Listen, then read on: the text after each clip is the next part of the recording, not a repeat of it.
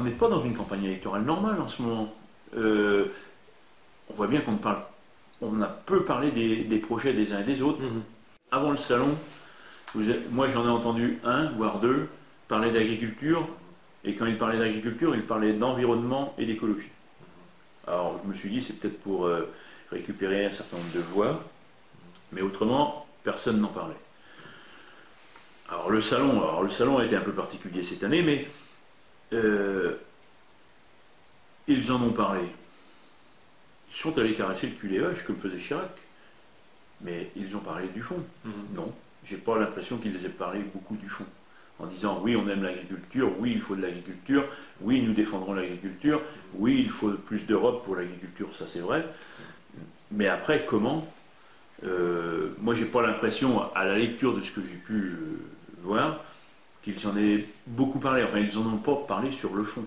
Je suis la campagne électorale de loin, mais on peut pas dire que c'est le sujet qui est central. Ils sont plutôt à se chamailler, à se chicaner sur de l'immigration, sur de la sécurité, mais on sent pas que c'est le sujet central. Alors, pendant la mandature, on en a parlé parce que le président Macron, lors d'un de ses discours en début de mandat, a voulu remettre l'agriculture au centre du village et donc on a connu des débats sur les états généraux de l'agriculture et de l'alimentation, une première fois, puis une deuxième fois. Donc on ne peut pas dire qu'on n'a pas parlé de l'agriculture quand même pendant le mandat. Et puis là, en fin de mandat, il y a des choses qui s'accélèrent. Enfin, depuis 2 ans, je vous dis, la crise sanitaire, ce qui se passe en Ukraine. Donc effectivement, les candidats globalement en parlent un petit peu, mais c'est pas ça qui est au centre. C'est quand même un peu dommage. Le politique a aussi le pouvoir, enfin, de nous faciliter la vie des entrepreneurs. Je dirais, quand je dis des entrepreneurs, c'est aussi bien l'agriculture que le monde industriel, que le monde des artisans. Il a ce pouvoir-là de nous faciliter la vie, de ne pas nous mettre des surcharges de règles et de contrôle en permanence. On a quand même un certain nombre de nos élus, et notamment nationaux, qui sont hors sol, quoi, qui n'ont pas de difficultés et qui comprennent pas ça, qui comprennent pas bien ça, et on le voit bien même chez nous. L'Ille-et-Vilaine, je peux considérer, vous avez une partie du territoire qui est urbaine et puis une autre partie qui est quand même très rurale, et vous avez des élus nationaux, selon s'ils sont au centre de Rennes ou s'ils sont à Fougères, n'analysent pas les choses de la même façon. Ce qu'on a vécu avec les Gilets jaunes et une France plutôt coupée en deux, j'ai l'impression d'être en train de le sentir, de le percevoir plus qu'avant dans le monde agricole.